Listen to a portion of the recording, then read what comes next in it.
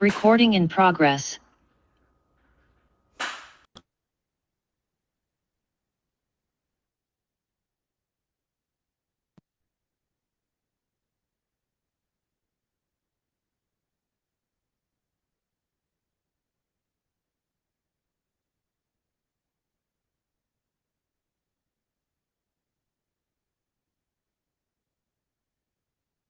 दिसतंय ना सगळ्यांना? ठीक आहे, पण सुरू करूया. आजपासून नवीन घटक सुरू होणार आहे.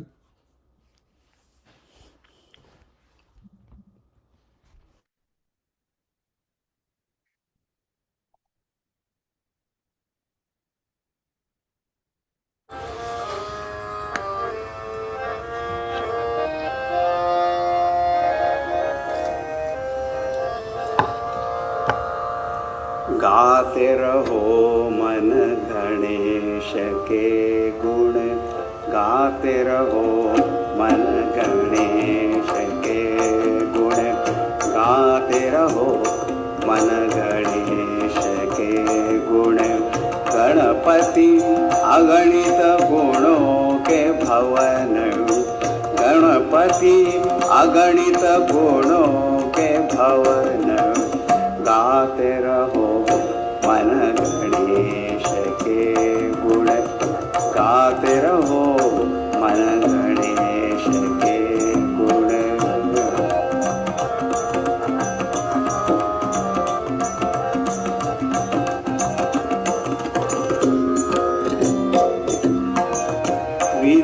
विद्यावारिधि विशेष विजय विधि, विद्यावारिधि विशेष विजय विधि, विघ्न निवारण विवेक विरति, विघ्न निवारण विवेक विरति।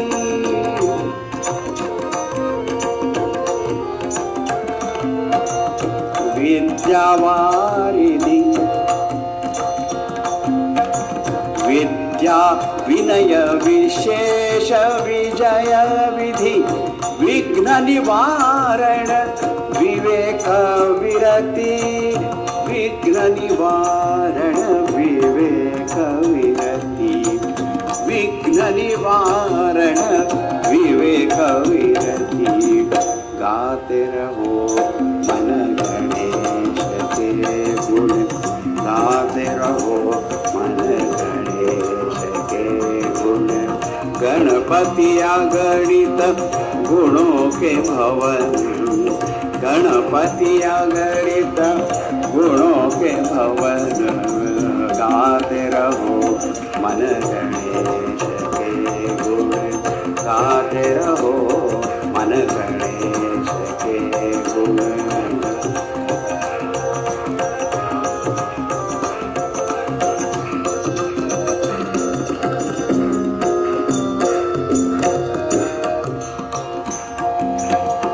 सदाचार सुविचार सुजनता, सदाचार सुविचार सुजनता, सुमधुर भाषण सत्यशीलता, सुमधुर भाषण सत्यशीलता, सुमधुर भाषण सत्यशीलता, सुमधुर भाषण सत्यशीलता।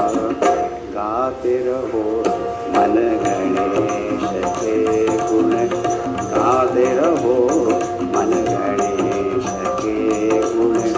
गणपति अगणित गुणों के भवन, गणपति अगणित गुणों के भवन, गाते रहो मन गणेश के गुण, गाते रहो मन गणेश के गुण।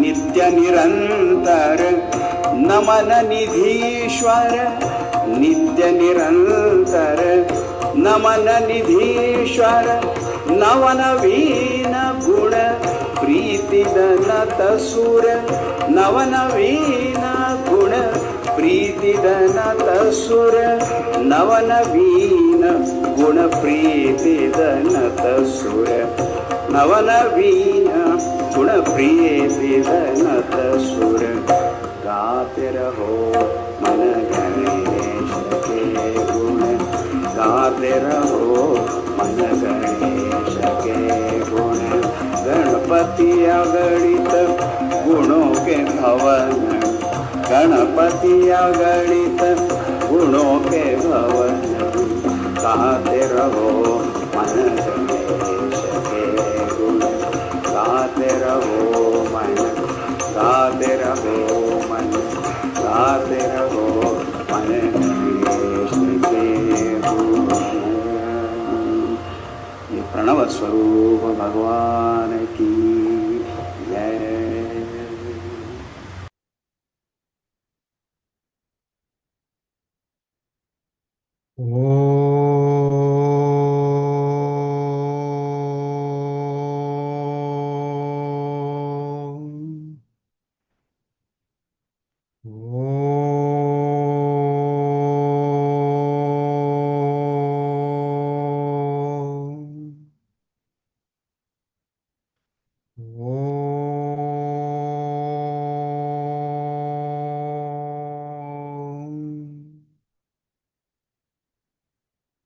ओम श्री गणेशाय नमः।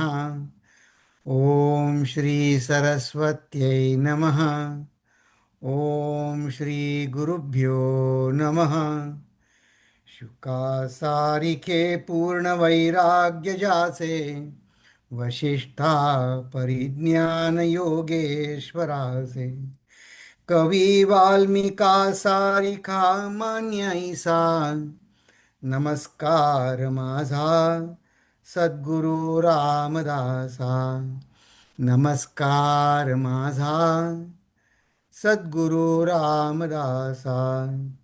जय जय रघुवीर समर्थ। नमस्कार तुम्हा सगळ्यांना। आज आपला आता हा पुढचा दशक सुरू होतोय ना। आता पुढचा जो दशक सुरू होत आहे, 18वा दशक आपला बघा। गणपती रायाला विघ्न हऱ्याला नमन करून आपला आता 18व्या दशकापर्यंत आपली मजल आली आहे। आता हा 18व्या दशकाचा आपण एक थोडक्यात बर्ड्स व्ह्यू बघू आणि मग पुढे जाऊ। तर हा समास आहे ना, हा अगदी खऱ्या अर्थाने मागे म्हणलं होतं तसं की हा जणू काही समर्थांनी वेगवेगळ्या ठिकाणी केलेल्या निरूपणांचा एक संकलन आहे। आणि या खरंच ह्याच्यामध्ये अनेक इतके वेगवेगळे विषय, जणू काही 10 वेगवेगळे विषय मांडलेत, म्हणून याचं नाव बहुजिनसी आहे।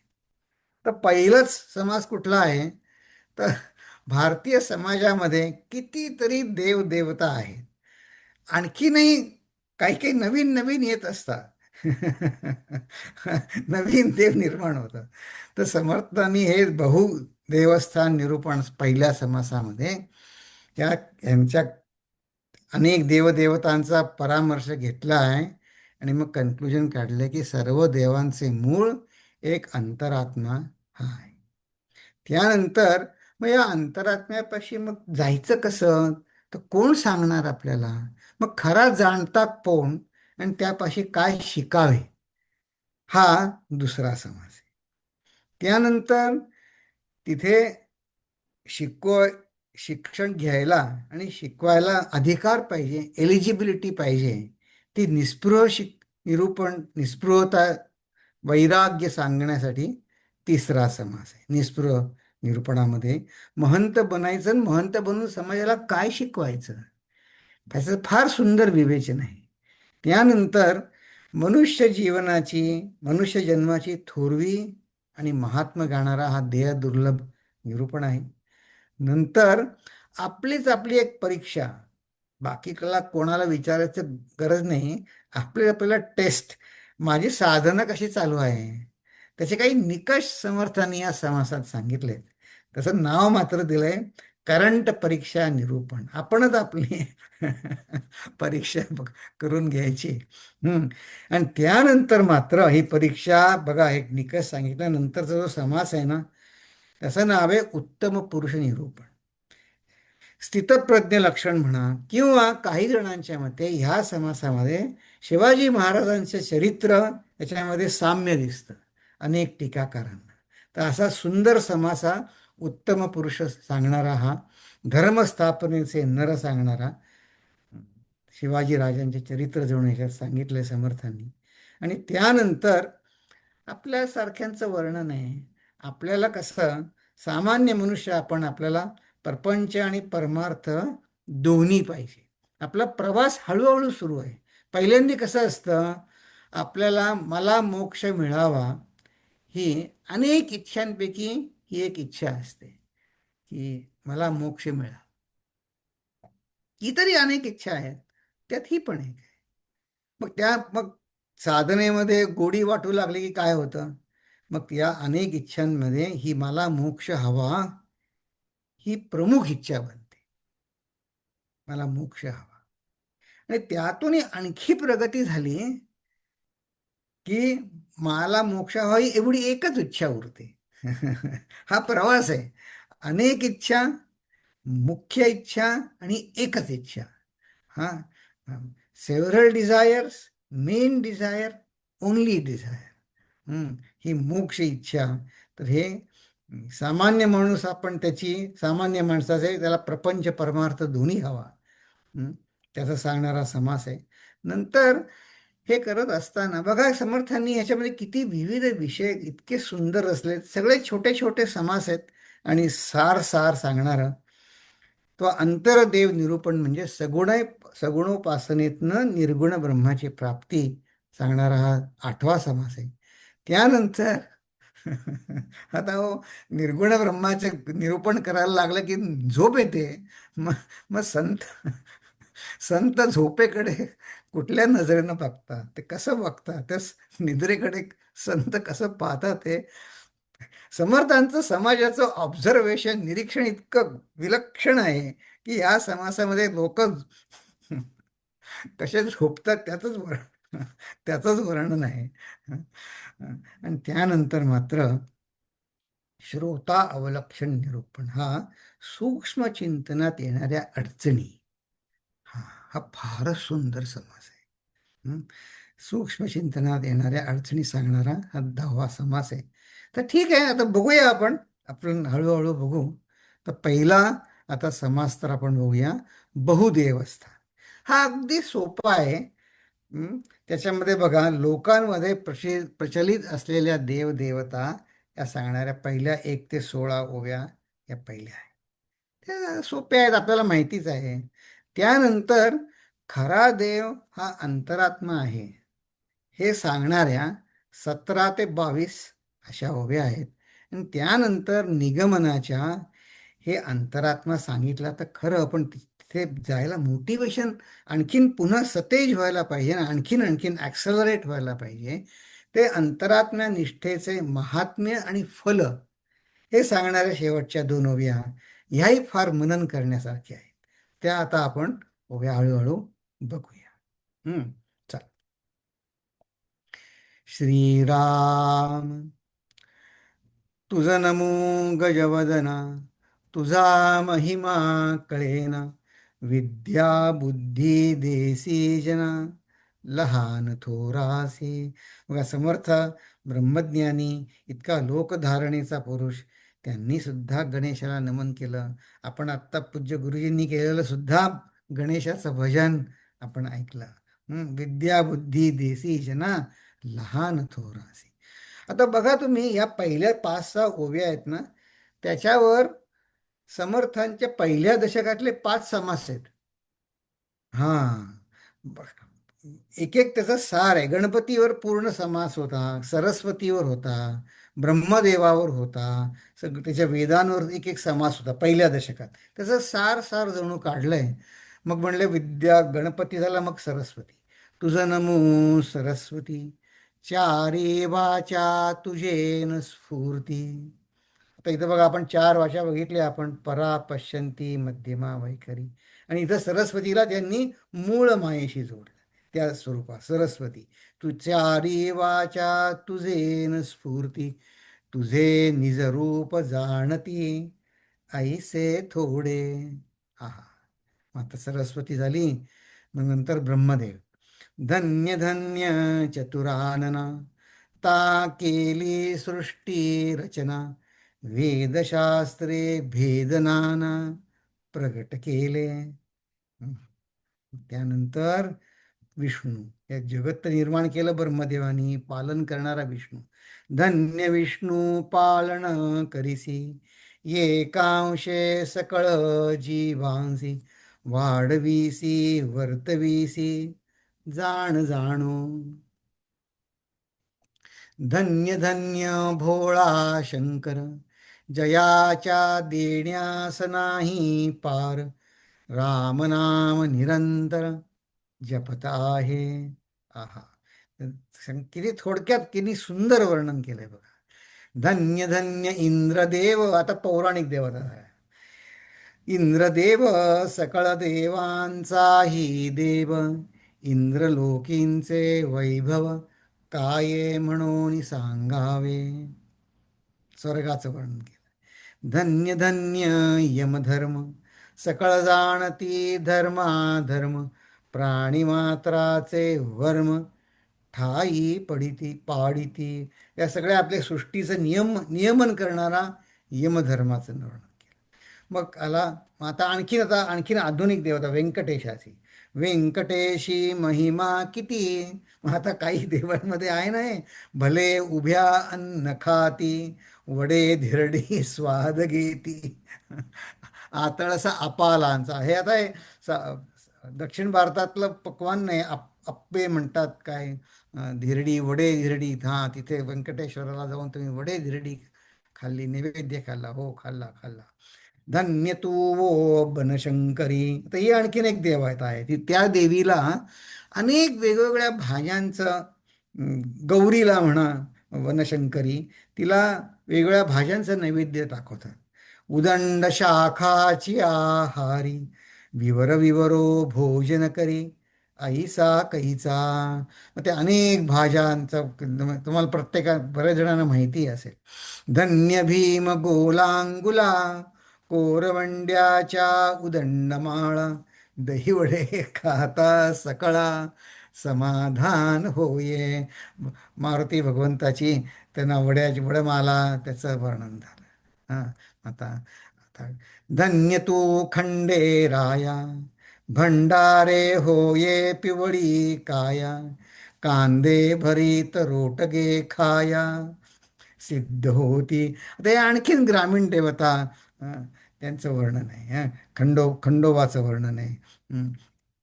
धन्य तुळजा भवानी, भक्ता प्रसन्न होते जनी, गुणवैभवास गणी ऐसा कैचा. तुळजादेवी. धन्य धन्य पांडुरंग, अखंड कथेचा होतो धिंग, तानमाने रागरंग नाना प्रकारी. बघा, प्रत्येक देवतेचं एक वैशिष्ट्य असतं. आता खंडेरायामध्ये ते भंडारा करतात, तिथे गुलाल उधळतात, हळद उधळतात. तिथे सुद्धा त्यांना कांदे रोडग्याचा नैवेद्य दाखवतात. तुळजा भवानीपाशी त्यांचं कीर्तन होतं. पांडुरंगापाशी कथा होतात, कथा निरूपण होतं. निरूपणाचा गजर होतो भजनाचा. तसंच धन्य तू गा क्षत्रपाळा, उदंड जना चालविला लाविला चाळ, भावे भक्ती करता फळा वेळ नाही. रामकृष्णादिक अवतार, त्यांचा महिमा अपार, उपासनेस बहुत नर तत्पर झाले. ठीक आहे. आता हे सगळं काय आहे. भंडारे पिवळी काया, कांदे भरीत रोटके खाया सिद्ध होती. हे सगळं काय आहे. तर या म्हणले सगळ्या काय आहेत, या एक प्रकारच्या रूढी परंपरा आहेत. त्या परंपरेनं खंडोबाला असा नैवेद्य दाखवायचा. शंकर, अभिषेक प्रिय शंकर, अलंकार प्रिय विष्णू, या रूढी देवता आहेत. हं. मग त्या काही जण असे असतात त्या रूढींना अगदी म्हणजे ते तसं म्हणजे तसंच झालं पाहिजे. त्याचा इतका पगडा असतो. हं. मग त्याचं काही जण असं असतात की त्याचं अंध अनुकरण होतं. मग ते हं, असं आहे. हे आपल्या प्रत्येकाच्या एक संत खूप छान समजावून सांगत असत. आपल्या जीवाचं आपल्या मनाचं प्रत्येकाचं एक एक कॉन्स्टिट्यूशन असतं त्याला म्हणतात. त्याच्यामध्ये ते ते समजून म्हणजे आतून उमजून ओलांडलं तर ते छान असतं. पण त्याच्यावर जबरदस्ती केली तर मनावर वाईट परिणाम होतो. म्हणजे अंधान रूढी पाळण्याची किंवा न पाळण्याची हे सगळं समजून केलं पाहिजे. तर त्याचं एक मी जिथे लहानपणी ज्ञानेश्वरी ऐकायला जायचो तिथलं एक उदाहरण गुरुजी सांगत असत की बघा, हे 1960-65 साली मुंबईमध्ये स्वतः स्वतःच्या अनेक गिरण्या त्यांच्या भरभराट झाली आणि त्यामध्ये हे सातारा, कराड, सांगली त्या भागातनं अनेक मजूर मुंबईमध्ये गिरणी कामगार म्हणून ते मुंबईला आले. त्याच्यात त्यातला एक जण आला. तो शिकलेला म्हणजे त्याला शिक्षणाची आवड होती. त्याला हे रूढी परंपरा गेल्या आपण उदाहरण बघितलं ना, महेंद्रनाथ सहांचं कसं त्यांना नाही रूढी देवाला मानत नाहीत. तर असा एक होता आलेला. त्याचा आता लग्न तर पैसे जमले, चार गाठीला लागले. ते मी रूढी परंपरांचं सांगतोय कशा समजून केल्या पाहिजेत, ओलांडल्या पाहिजेत किंवा केल्या पाहिजेत. त्याचं प्रत्येकाचं एक कॉन्स्टिट्यूशन असतं. तर कसं तर मग हा जर गिरणी स्थिरस्थावर झाला मग आता लग्न करायचं. मग त्या काळीच आता आई वडील घरी लग्न ठराला मुलगी बघणार काय अट नाही म्हणले. आई वडिलांना करू दे पण म्हणे मला लग्न ते भटजी वगैरे बोलावून करायचं नाही, मला रजिस्टर लग्न करायचं. आता मुंबईत आलेला त्यावेळचा 68-70 सालचा मला रजिस्टर लग्न करायचं एवढीच अट माझी. आता आई वडील म्हणले ठीक आहे आम्ही सांगतो ती मुलगी तरी करतोयस ना, ठीक आहे. तर तसं मग त्याचं रजिस्टर लग्न झालं.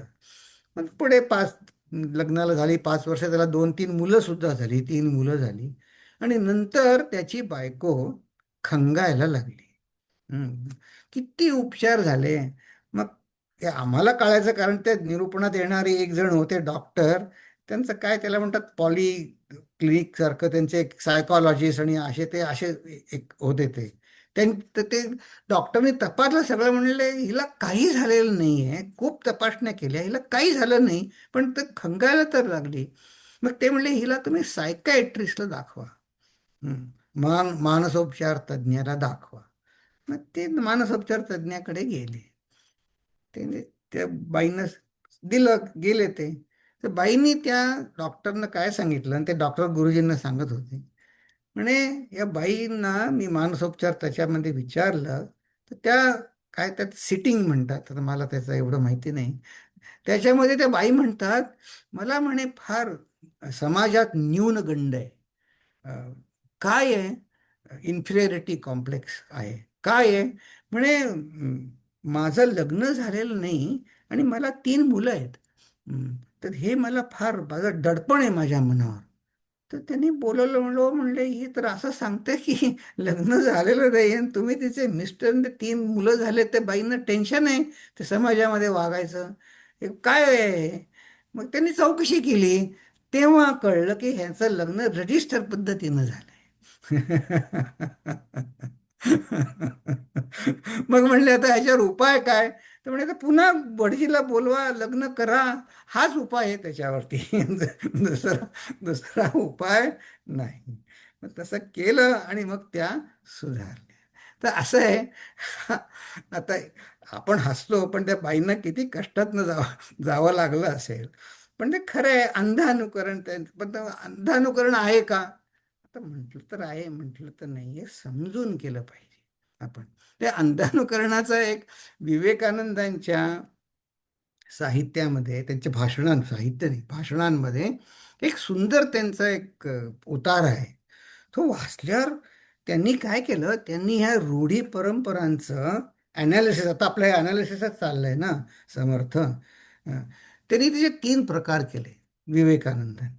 ते काय म्हणले, हे अंधानुकरण करणारे एक जण आणि तर त्याचं उदाहरण त्यांनी काय दिलं आहे अंधानुकरण करणारे म्हणे आपल्या भारतीय समाजामध्ये आता ही आपण पहिल्या 15 ओव्या वाचल्या ना त्याच्यामध्ये 15 देवस्थानांचे वर्णन आहे म्हणे कितीतरी देवस्थानं आहेत त्यांची प्रत्येकाची एक पोथी असते काहीतरी त्याचा गौरव गाणारं असतं ग्रंथ असतो आणि त्यातली पण कुठली एक एक ओवी सुद्धा जर आपण आचरणात आणली तर आपल्याला मोक्ष मिळण्यास सिद्ध आहे असं इतकं ते पॉवरफुल ते साहित्य आहे आणि तरी म्हणे आपल्या ह्याच्यामध्ये इतकं अ, सगळं विपुलता असताना हा समाज असा कसा असं म्हणून मी म्हणे समाजाकडे बघितलं तर म्हणे ही गर्दी त्या देवस्थानांमध्ये ही केवढी गर्दी ते एका देवस्थानामध्ये एवढी प्रचंड गर्दी म्हणून कोणी काय आहे बघावं म्हणून विवेकानंद म्हणले मी पण शिरलो त्या गर्दीत आणि त्या गर्दीत शिरलो त्या देवस्थानाच्या प्रवेशद्वारापाशी आलो तर म्हणे देवळात कोणीच जात नव्हतं सगळी बाहेरच गर्दी होती तर मी त्यातला विचारलं हे काय आहे इथे नाही नाही म्हणे इथे काय आहे तिथे म्हणे एक अक्राळ विक्राळ रूप असलेली 10 तोंड 20 हात 25 पाय भलं मोठं डोकं अशी अक्राळ विक्राळ तिथे मूर्ती होती आणि सगळेजण त्या मूर्तीच्या पाया पडण्यासाठी लोटांगण घालण्यासाठी गर्दी करत होते मी तिथल्या पुजाऱ्याला विचारलं की हे काय आहे हे आणि ते देऊळ आतमध्ये तिथे जास्ती कोणी जात काही नाही काय आहे हे नाही म्हणे ते आतलं देवस्थान आहे ना ते देवस्थान काय म्हणे तुम्ही इथनं लांबनं एक मंत्र म्हणला एक फूल फेकलं आतमध्ये वाहिलं नमस्कार केलं तर त्या देवाचं समाधान होतं पण म्हणे खरं ही देवता आहे आणि ह्या देवतेला लोटांगण घातल्याने ह्याला भरपूर त्याला काही अर्पण केल्याने तुमच्या जीवनातले सगळे जी- ह्या देवतेच्या नियमाने सगळं तुम्हाला सुख वैभव ते ह्या देवतेने मिळतं मग म्हणलं ते वेदांत वगैरे सगळं जे आहे त्याचं काय हा म्हणे ते मधनं मधनं विवेकानंद सांगतायत ना म्हणे मधनं मधनं वाचायला हरकत नाही वेदांत वगैरे कथा रामायण भागवत ते मधनं मधनं वेदांत यायला चांगलं नाही पण म्हणजे ही देवता सगळ्यात प्रमुख आहे म्हणून त्याला सगळे नमस्कार करण्यासाठी खेचाखेची चालली तर विवेकानंद लिहिलंय म्हणे मी शेवटी न न राहून शेवटी त्याला विचारलं अहो पण ह्या देवतेचं नाव काय हं. तर ते म्हणले रूढी आणि परंपरा हे त्या देवतेचं नाव आहे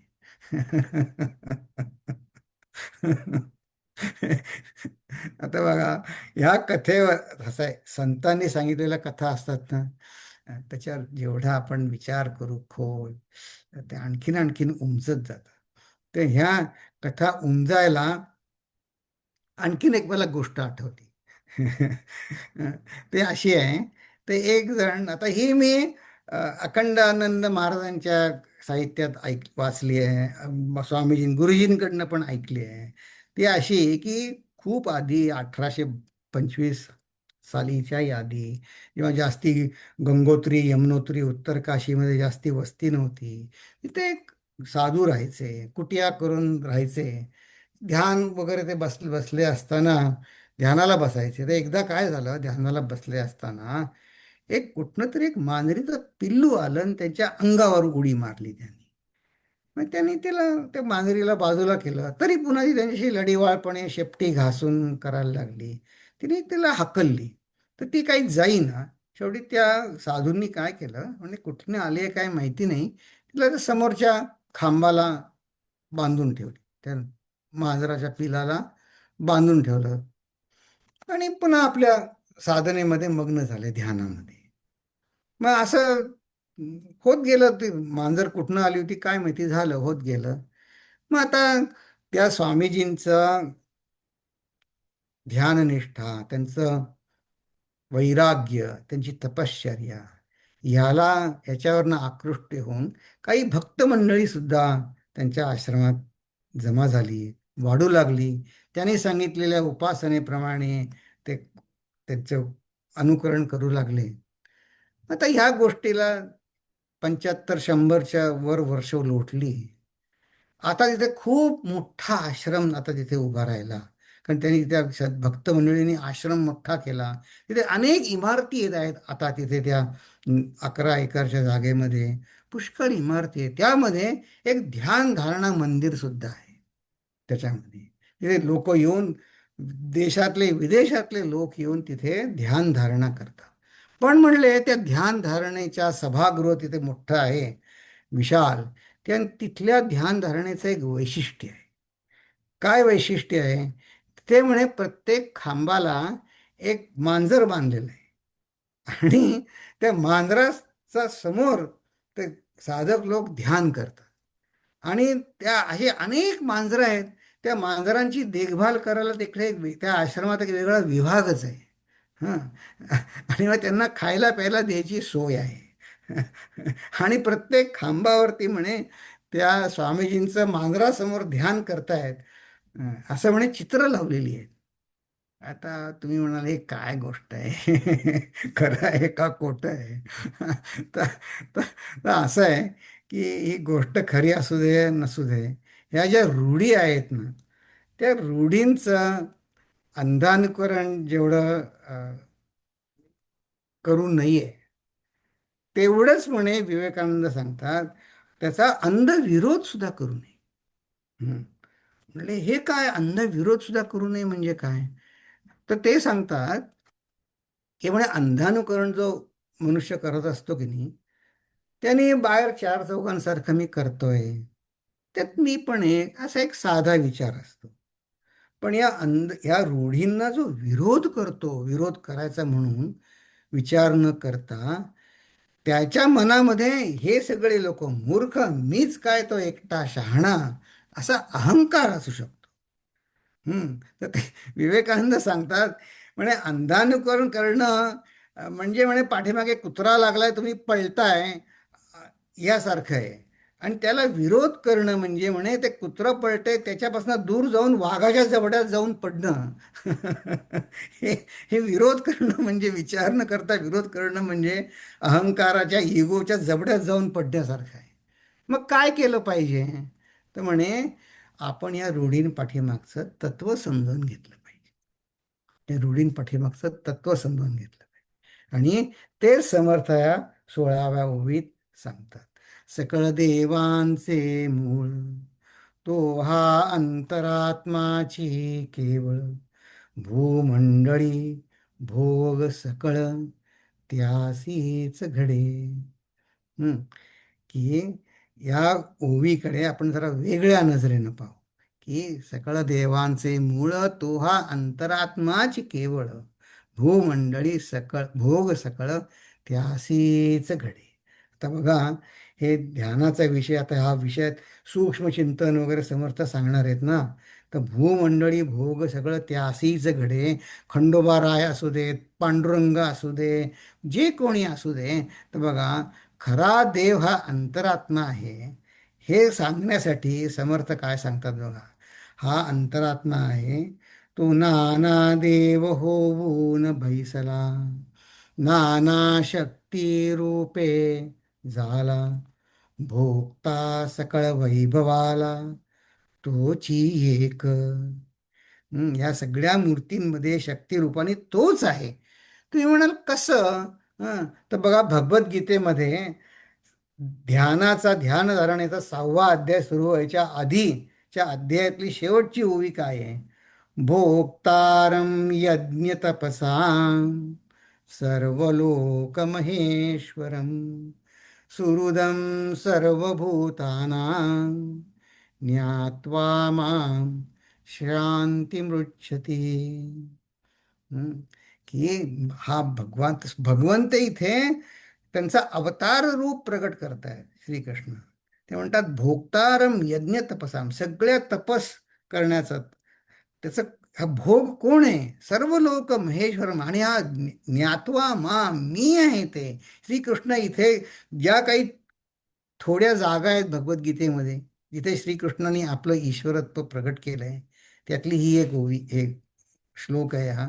सुहृदम सर्वभूतानां ज्ञात्वा मां शांतिमृच्छति. इथेच हेच समर्थ म्हणतायत, भोगता सकळ वैभवाला तोची एक, याचा पहावा विचार, उदंड लांबला जो जार, होती जाती देवनर किती म्हणून. आता किती किती किती तुम्ही प्रत्येकाचं अनालिसिस करणार का? पहावा विचार उदंड लांबला जोजार. आणि हे कसं आहे, कीर्ती आणि अपकीर्ती, उदंड निंदा उदंड स्तुती, सर्वत्राची भोग प्राप्ती, अंतरात्म्यासीच घडे. हा, म्हणजे फक्त वैभव आहे तेच फक्त देवाचं आणि बाकीचं इतरांचं, तसं नाही. सगळं भगवंताच्या इच्छेने, सृष्टी संहार रचना सगळं भगवंताच्या इच्छेने चालू आहे. कोण देही काये करीतो, कोण देही काये भोगितो, भोगी त्यागी वितरागी तो एकची आत्मा. पुन्हा किती स्पष्ट करून उलगडून दाखवतात बघा. कुठल्या देहात काय करतो, कोण देही काय भोगितो, भोगी त्यागी वितरागी तो एकची आत्मा. प्राणी स्वाभिमाने भुलले. पण काय झालं, प्राणी आपल्या आपल्या स्वाभिमानाला, आपल्या इगोला, आपल्या चैतन्याला भुलले. देहाकडे, आपल्या देहाकडे पाहत गेले. मी हा देह आहे तोच खरा मानत गेले. मुख्य अंतरात्म्यास चुकले, अंतरी असोनी. प्राणी स्वाभिमाने भुलले म्हणजे काय? तर हे इथे बघा, फक्त मनुष्यालाच आपल्याकडे वळून पाहायचा अधिकार आहे. आपल्या अभिमानाकडे, जाणीवेकडे बघून अधिकार आहे. मग ते जाणीवेला फुलवतो माझा अभिमान. मग मनुष्याचं कसं झालंय की आपल्या आजूबाजूचे संबंध म्हणजे मी, देह आणि अभिमान यांचं विणलेलं जाळं आहे बघा. आणि आपणच त्या जाळ्यात अडकलोय. मग माझे पती पत्नी, माझी काय, आपण कुठल्या व्यवसायात असू, आता मी काय शिक्षक असेन, काय पेंटर असेन, कलाकार असेन, जे काही असेन, इन्कम टॅक्समध्ये असेल, मग मी ते कायम ती त्या आधीचं सगळा अनुभव मी तोच घेतो, घेऊन येतो. ते सगळं माझ्या बरोबर येतं. मग नातेवाईक, मुलगा, सून, मावशी, काका, आत्या, सगळं यांचं एक जाळं विणलेलं आहे. आणि त्या देहानेच मी त्याला गुरफटून घेतलेलं आहे. आणि मग त्यांनी आता असं आहे, समर्थांनीच सांगितलं, वैभव वितराग सगळं भगवंताच्या इच्छेने होतं. मग कधी या नातेवाईकातनं जर मी गुरफटलो, मग ते कधी मला सुख देतात त्यांच्याकडनं, कधी ते देत नाहीत. पण सृष्टीचा नियम आहे, कधी त्यांच्यापासून सुख होतं, दुःख होतं. मग आपण देवाकडे तेच मागतो. तेव्हा हा मला त्रास देतोय, हा मला असं करतो, की हा मला सुख देतोय, याला माझ्याच जवळ ठेव, असं होत नाही. तर हे अनेक संतांनी सांगितलंय. आणि यातनं बाहेर पडण्यासाठी संत आपल्या लेव्हलला आले. आणि त्यातनं त्या भारतीय संतांनी ची खासियत की आपल्या लेव्हलला ते आले आणि त्यातनं वर काढलं आपल्याला. तर अगदी अशीच एक, आपण जिथे आहोत तिथनं वर काढायसाठी वेगळ्या शब्दात एक भारूड आपण बघूया. पण आधी ओवी बघू. म्हणले, अरे या आत्म्याची चळवळ पाहे, ऐसा भूमंडळी कोण आहे, अगाध पुण्य अनुसंधान राहे काही एक. की आणि मग पुढे हे आता अंतर्निष्ठेचा शेवट आहे. शेवटच्या दोन ओव्या याच्यामध्ये त्या अंतरात्मनिष्ठेचे महात्म्य सांगणार आहेत. पण त्याआधी या अंतरात्म्याकडे कसं वळायचं ते संतांनी किती किती प्रकारे प्रयत्न केले. आता इथं बघा, रिटॉरिक प्रश्न विचारला, ऐसे भूमंडळी कोण आहे. तर हे एकनाथांचं भारूड आहे. त्याच्यामध्ये सुद्धा त्यांनी आपल्या लेव्हलला येऊन त्यांनी वेगळ्या तऱ्हेनं सांगितलं. कसं म्हणले, आता ही भारूड तुम्हाला सगळ्यांना माहिती आहे. सत्वर पाव ग मला, सत्वर पाव ग मला, भवानी आई रोडगा वाहिन तुला, सासरा माझा गावी गेला, सासरा माझा गावी गेला, सासरा माझा गावी गेला, सासरा माझा गावी गेला, तिकडच खपू दे त्याला, तिकडच खपू दे त्याला, भवानी आई रोडगा वाहिन तुला, सत्वर पाव ग मला, भवानी आई रोडगा वाहिन तुला. असं खूप आहे बरं का. म्हणले, सासू माझी फार गांजते, म्हणजे तिला मरिया येऊ दे, माझ्या सासूला मरिया येऊ दे तिला. माझी जाऊ म्हणे फार बडबड बडबड बोलते, मला तिला बोडकी कर. मोडकी कर ग तिला. मग नंदेचं कार्ट, ती पण नणंद पण करत आहे, किरी किरी करतं. म्हटलं काय किरी म्हणजे त्याला खरूच येऊ दे. आता हे हे एकनाथ महाराजांनी सांगितलंय बरं. आणि इतकं की शेवटी त्या नवऱ्याचा पण, ज्याच्यामुळे संसार आहे, ते म्हणले दादला मारून आहुती देई, म्हणजे मोकळी कर ग मला, मला मुक्त कर. आणि मग शेवटी काय म्हणले की एका जनार्दनी सगळेच जनार्दनी जाऊ. सगळेच जाऊ दे, एका जनार्दनी सगळेच जाऊ दे, एकटीच राहू दे मला, एकटीच राहू दे मला. भवानी आहे रोडगा वाहिन तुला, सत्वर पाव ग मला. भवानी आहे रोडगा वाहिन तुला, भवानी आई रोडगा वाहीन तुला, भवानी आई रोडगा वाहीन तुला. एका जनार्दनी सगळेच जाऊ देत. मग मला एकलीच राहू दे मला. म्हणजे काय, एका जनार्दनी सगळेच जाऊ दे, हे फिजिकली नाही बरं का, मनाने टाकायचं आहे आपल्याला. मनाने जाऊ दे. की हे जे प्राणी स्वाभिमाने भुलले, देहाकडे पाहिले, मुख्य अंतरात्म्यास चुकले. हे जे देहाकडे आपल्या पाहिलं आपण, ते या देहाचेच हे संबंध आहेत की नाही हो सगळे. सासरा, सासू, नणंद, नंदेचा मुलगा, नवरा. आणि मग हे असं काहीतरी मनात तसं वाईट होऊ दे, असं हे काय झालं असं, तर मुख्य अंतरात्मे असं चुकले. आणि मग आपण मग मग म्हणून म्हणे हे रिटारिक प्रश्न विचारला, ऐसा ह्या अंतरात्म्याची चळवळ पाहे, ऐसा कोण आहे, अगाध पुण्य अनुसंधान राहे काही. मग आपणच आपला प्रश्न विचारू आपल्याला येण्यासाठी, काय की हे हा पुण्य अनुसंधान, म्हणजे ध्यान धारणा, याचा आत्म्याशी काय संबंध आहे, याचा आत्म्याशी कसा संबंध कसा काय आहे. तर दासबोधामध्ये सांगितलंय, ह्याचा संबंध सांगण्यासाठी, अंतरात्मनिष्ठेचे महात्म्य आणि फलित सांगण्यासाठी या पुढच्या दोन ओळी, की हे असं आपलं न व्हावं बघा. तर इथे सांगितलं आत्म्याकडे वळा. एकनाथ महाराज म्हणतात एका जनार्दनी सगळेच जाऊ देत, एकलीच राहू दे मला. तर हा एकटा आत्मा आपला आपल्यापाशी आहे, तर एकट्यालाच राहू दे. सांगितलं एकच, वेगळ्या भाषेत सांगितलं. तर त्या अनुसंधाना सरीसे, मग काय होतं अंतरात्म्याकडे जाऊन, त्याची महती काय इतकी, तर म्हणले त्याच्यावर ध्यान धारणा केली, आत्म्यावर, आपल्या आत्मचैतन्यावर, आत्मज्योतीवर ध्यान धारणा केली.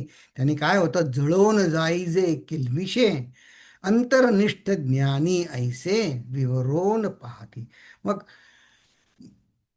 साधक किंवा ज्ञानी जो असतो ना, तो मनाने कुठे उपाधीमध्ये अडकण्याच्या आधी तो मनानेच बघतो. हां, समजा आता काय, या संबंधात अडकायचंय का नाही, इथे जायचंय का नाही, अमुक जबाबदारी स्वीकारायची का नाही, ह्याच्यामध्ये तो आधी स्वतः मनाने जातो.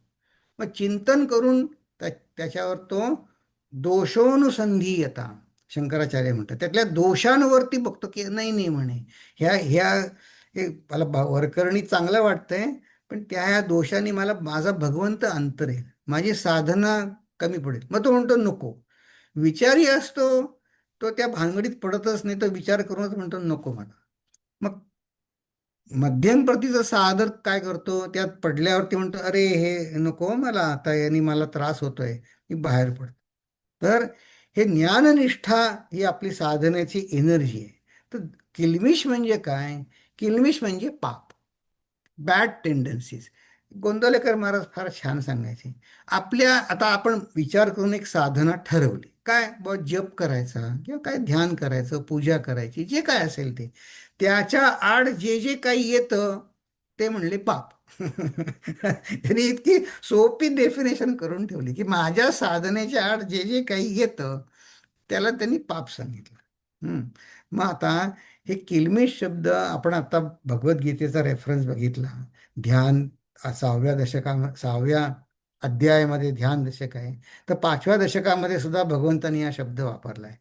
लभन्ते ब्रह्मनिर्वाणम ऋषय क्षीणकल्मषाः छिन्नद्वैधायतात्मानः सर्वभूतहिते रताः. आता बघा, आपण या गोवीचं मॅपिंग करू की समर्थ आपल्याला हळूहळू चिंतनाकडे नेत आहेत. जसं 5व्या अध्यायामध्ये आता अगदी हा शेवटचा श्लोक आहे की ज्याच्यामध्ये 6व्या अध्यायाला ध्यानाची सुरुवात करताना तर इथे एक क्षीण कल्मषा म्हणलं म्हणजे वीक झालं की अगदी टेंडन्सी म्हणजे कशी वीक म्हणजे कसं मनात आलं की लगेच दुसरा काउंटर विचार पण चांगला आला की नको नको मी ठरवलंय नाही करायचं क्षीण झालं की पाप वासना बळकट नाही आहे हां बघा तुमच्यापैकी अनेकांनी वेदांत वाचलेला आहे वेदांतामध्ये सुरुवातीचं पुस्तक शंकराचार्यांचं कुठलं आहे आत्मबोध तत्वबोध आणि नंतर आत्मबोध तपोभिक्षीण पापानां शांतानां वीतरागिणां तपोभी क्षीण पापाना क्षीण कल्मषा त्यांच्यासाठी हा हे आतमध्ये विचार आत्मबोध कोणासाठी आहे क्षीण कल्मषा त्यांच्यासाठी आहे मग इथे रशिया म्हटलं ब्रह्मनिर्वाणम रशया क्षीण ऋषी म्हणजे मंत्रदृष्टा ऋषी ज्ञानी इथे त्याला समर्थ ज्ञानी म्हणतात असा ज्ञानी विवरून पाहतो गीतेमध्ये ऋषया म्हटलं मग गीतेमध्ये आणखीन काय म्हटलं हा क्षीण कल्मश झाल्यावर काय होतं श्रवण जे झालेलं असतं त्यांनी माझे संशय जातात छिन्न द्वैधा माझी द्विधा अवस्था नष्ट होते छिन्न द्वैधा मग त्याने काय होतं संशय सगळं गेल्यावरती अनुसंधान व्हायला मदत होते हां कारण मग काही काउंटर प्रश्न काही उरत नाहीत ना जे ऐकलंय ते पटलंय आता ते फक्त मनात जिरवायचं आहे त्याला समर्थ म्हणतात अनुसंधान इथेच भगवद्गीतेमध्ये त्याला यतात्मना म्हटलं यत्न म्हणजे यती म्हणजे प्रयत्न करणारा आत्म्याच्या कडे जाण्यासाठी अंतरात्म्याकडे अनुसंधान करणारा तो यतात्मना म्हटलं बघा किती याचा आणि मग हे अंतरिष्ट ज्याला यतात्मना म्हणला त्यातच समर्थ म्हणतात अंतर्निष्ठ आहे त्याला अंतर्निष्ठ म्हटलं आणि हा विवरून पाहतो म्हणजे काय जगामध्ये वावरताना सर्वभूत हिते रतः असा वावरतोय सगळं जगामध्ये तर आता पुढे म्हणलं तर आपण पुढे चलू हा समास इथे आधी संपवू मला एक मग महत्त्वाची सूचना एक अनाऊन्समेंट करायची मग आता हे अंतरनिष्ठांचं आणि आता ही 24वी ओवी आहे ना हे समर्थांचं वैशिष्ट्य आधी आपण 23व्या ओवीमध्ये मॅपिंग बघितलं भगवद्गीतेचं पण या नाण्याची उलट उलट बाजू समर्थ पुन्हा सांगतात की तुम्ही जर अंतर्निष्ठ व्हाल साधकाला सांगतात अंतर्निष्ठ असाल तर भवसागरात तरशील नाही तर बुडलास अंतरनिष्ठ तितुके तरले अंतरभ्रष्ट तितके बुडाले बाह्यात्कारे भरंगळले लोकाचारे लोक काय म्हणते लोकाचारे लोकांमध्ये असं आहे म्हणून लोकांमध्ये बाह्यात्कारावरतीच जर मी भर दिला आणि आतमध्ये माझी प्रगती होऊ दिली नाही तर मात्र मी बुडालो तुम्हाला मी सांगितलं का गेल्या वेळे गुरुजींकडे एक जण आले होते ते एका संतांकडे त्यांच्या आश्रमात जातात त्यांच्यामध्ये त्या पोथीचं पारायण करण्यावरती भर आहे आता कुठल्या आश्रमाचं पंथाचं नाव घेण्यामागे माझा उद्देश नाही आहे पण ते गुरुजींना काय सांगत होते त्यांच्या आता घरी काही खूप वाईट प्रसंग आला दुःखाचा आता ते म्हणले गुरुजींना त्यांचे शब्द सांगतात हे म्हणे काही उपयोगी पडत नाही हो मी पोथीची इतकी पारायणे केली गेले 16 वर्ष मी पारायण करतोय काही उपयोगी येत नाही तर गुरुजी म्हणले अहो असं का म्हणता तुम्ही म्हणून तर हा चिन्मय मिशनचा कुठला तो वेदांताचा अभ्यास वर्ग त्यांनी गेले 6 महिने लावला आहे त्यातनं ते भेटायला आले होते म्हणले असं का म्हणता त्यांनी तुमची देवावरची निष्ठा कुठे कमी झाली तुम्ही आता अंतरंगामध्ये शिरून त्याचे प्रयत्न करतायत नाही पण म्हणे हे एवढं दुःख आहे ते काय ते गुरुजींनी त्याने इतकं छान समजावून सांगितलं म्हणे हे दुःख आपल्याला तुम्हाला प्रारब्धाने येणारच होतं पण त्या पारायणाचा उपयोग इतका झाला की तुम्ही भगवंताला निष्ठुर न समजता भगवंत ह्या दुःखातून मला काय शिकवू पाहतोय अशी आतमध्ये विचारणा केली ते फुकट काहीच जात नाही भगवंताची आराधना फुकट कशी जाईल उपासना फुकट कशी जाईल न समजून जरी केलेली असली तरी फुकट कशी जाईल पण म्हणले एवढे जीवन असंही होतं काय वेळे एवढं सगळं तर गुरुजींनी त्यांना इतकं सुंदर उदाहरण दिलं ते म्हणले तुम्ही तुमचं घर कधी रंगवलंय का हो म्हणले, रंगवलं. म्हणे तुम्ही रंग जेव्हा करता सगळं सामान बाहेर काढता, ती भिंत म्हणे सगळी घासता, केवढा धुरळा उडतो. मग त्या धुरळ्याची तुम्हाला भीती वाटते का? अरे केवढा धुरळा. नाही नाही म्हणले, भीती नाही वाटत. म्हणले उलट असं वाटतं, बरं झालं घरातली धूळ निघाली, आता माझं घर स्वच्छ होईल. हां, तसंच आहे म्हणले. हं. तर आपण फक्त लोक काय म्हणतील त्यांनी नाही करायचं. हं. बाह्यात कारे भरंगळले लोकाचारे. म्हणे मी इतके दिवस त्या पारायणानं त्या पोथी वाचनाला जायचो, आता जावंसं नाही वाटत, मग लोक काय म्हणतील. स्वामी म्हणले, आधी काय म्हणायचे? नाही म्हणे, आधी काहीच म्हणत नव्हते. मग म्हणे आताही काय म्हणणार तुम्हाला? म्हणे तुम्हाला तुमचे अंतर्मनातला शोध महत्वाचा आहे, लोक काय म्हणतात ते महत्वाचं नाही. हं. तर बघा, हे बाह्यात कार त्याच्यात अडकून भरंगळले लोकाचारे, अंतर्निष्ठ तितुके तरले, अंतरभ्रष्ट तितुके बुढाले, बाह्यात कारे भरंगळले सकळ लोकाचार. इथे हा बहुदेवस्थान निरूपण समास समर्थाने संपवला. आणि याचा आता पुढचा जो समास आहे, सर्वज्ञ संग निरूपण. खरा जाणता कोण आणि त्याच्यापाशी काय शिकावे.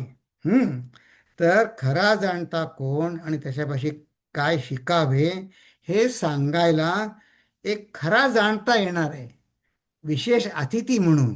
हां, तर असं आहे, पुढचा लॉंग विकेंड आहे, तर त्या सोमवारी काही आपला दासबोधाचा वर्ग होणार नाही. त्या लॉंग विकेंडच्या सोमवारी. पण आपल्या दोन्ही वर्गांचं सोमवार आणि मंगळवारचं मिळून मंगळवारी सायंकाळी 8 वाजता आपल्याला विशेष अतिथी लाभलेत. त्यांचं नाव आहे ब्रह्मचारी वेद चैतन्य. ते सुंदर मराठीच आहेत. त्यांचा अभ्यास आहे.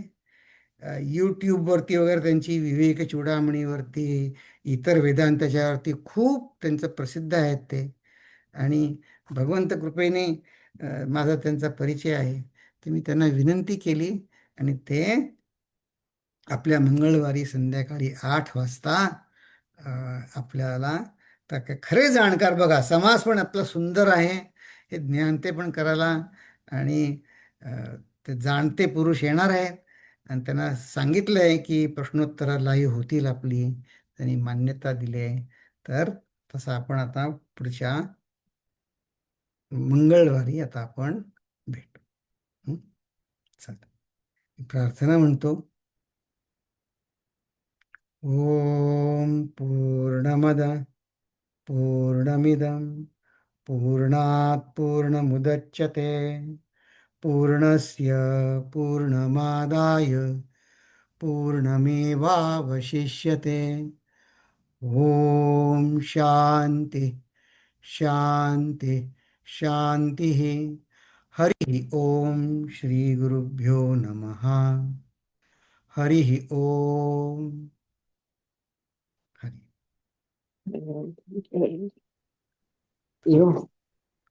पुढच्या